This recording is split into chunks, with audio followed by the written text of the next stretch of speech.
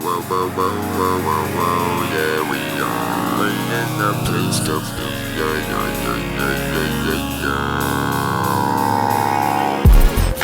May instruction naman siya. So this one is 100 grams and ganyan siya karami.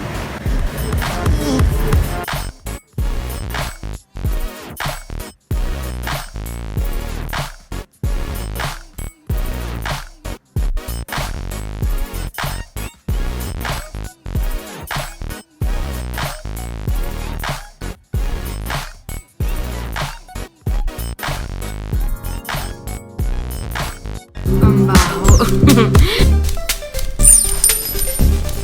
So it's my first time using Indian AZTEC clay mask and this is how red my face is like. So it's my second day of putting this mask. Hindi ko na ginagamit yung yung brush kasi solve naman ako nito pag kinakano.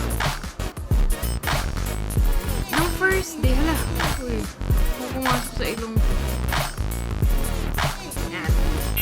Alam nyo, yes, hindi na ako makapagsalita.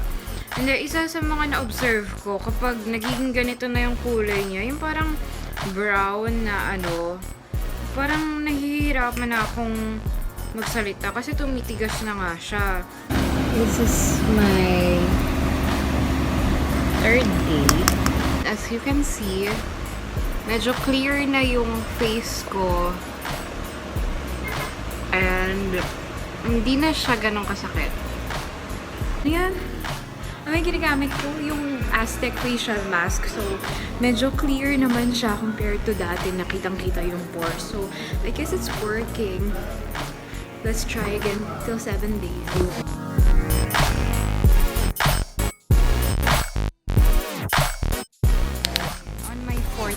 Hindi ko na masyadong kinulayan lahat kasi wala na akong yung AZTEC clay mask, ubos na siya. Malagnaw na nga diba? Konti lang pala yun, yung gantong kalaki. Teka, eto. Ayan, 50 grams, konti lang siya. Ubos na siya, 4th day pa lang, or baka sobrang dami ko kasing nilagay ng mga unang hindi pa ako marunong. Kaya ngayon, unlagnaw tuloy yung mixture ko ngayon. Pero okay naman.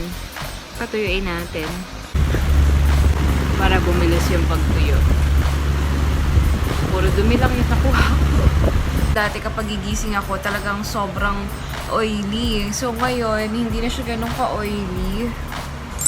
Ayan, pauwi pa lang ako from work. So, you can just imagine, before, super oily nito as in. Pero now, kung dati super oily ngayon, oily na lang. Just